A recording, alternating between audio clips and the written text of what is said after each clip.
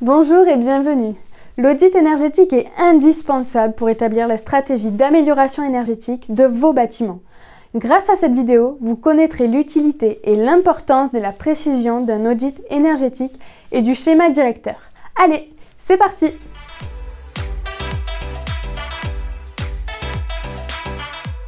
Alors, comment optimiser sa réponse au décret avec le schéma directeur énergie? Donc, vous verrez effectivement un certain nombre de prestataires qui proposeront le schéma directeur énergétique qui finalement correspond à ce que demande la réglementation pour établir le dossier technique. Donc, un schéma directeur énergétique, ça permet de faire le portrait énergétique d'un ou plusieurs bâtiments, donc on a un ensemble de patrimoine, et de proposer une stratégie patrimoniale permettant d'atteindre les objectifs de la loi Elan.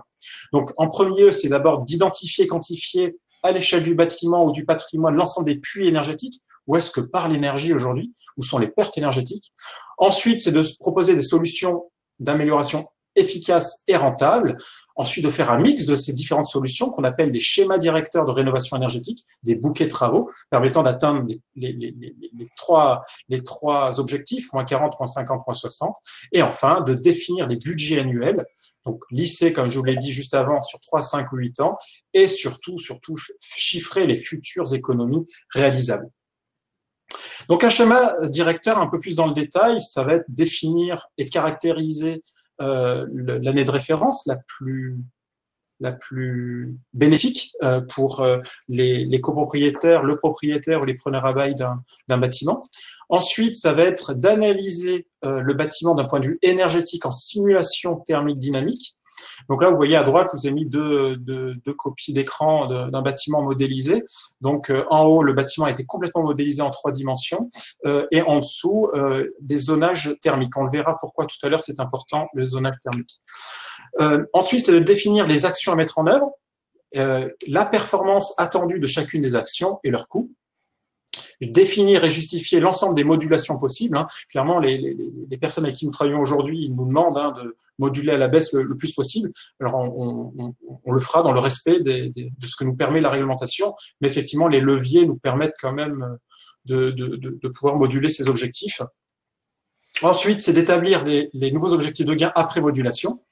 Et on fixe du coup les programmes d'action, les schémas directeurs de rénovation énergétique pour atteindre ces nouveaux objectifs aux 3 échéances et de planifier dans le temps les actions à réaliser pour atteindre ces objectifs.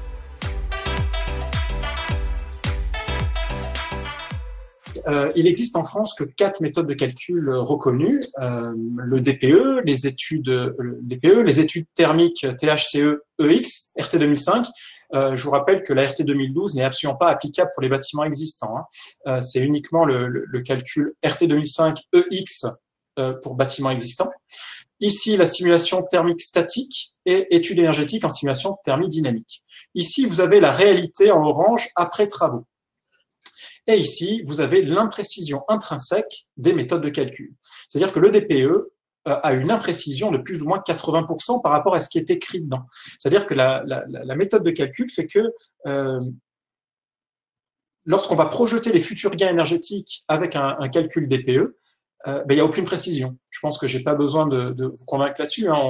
Je crois qu'il y a suffisamment eu d'articles de presse là-dessus où 5 diagnostiqueurs sont passés dans 5 locaux et ils ont eu 5 lettres différentes. Effectivement, c'est pas tellement la faute des diagnostiqueurs, c'est la méthode de calcul qui est complètement imprécise. Ensuite, l'étude thermique THCEX, l'imprécision est de plus ou moins 40%.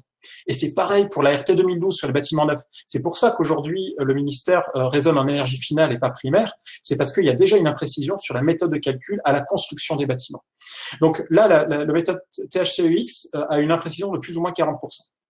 Ces 2 méthodes de calcul sont exclues par la réglementation pour établir le dossier technique, en raison effectivement de cette imprécision trop importante.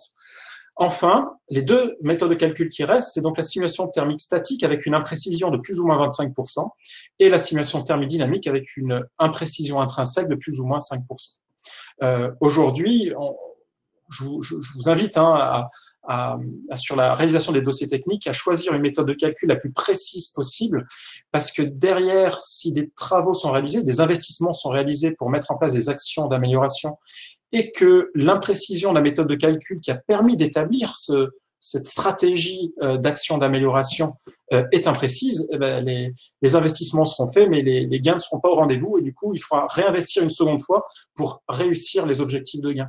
Donc, je pense que au regard de la différence de prix qui est de l'ordre de 30% entre les deux méthodes de calcul, mais surtout l'imprécision très importante qu'il peut y avoir sur cette méthode-là, à plus ou moins 25%, je pense que ça vaut le coup d'aller sur une situation thermique dynamique. Si vous avez encore quelques questions, retrouvez les réponses dans nos futures vidéos. Pour cela, abonnez-vous à notre chaîne YouTube et enclenchez les notifications pour être au courant des dernières informations.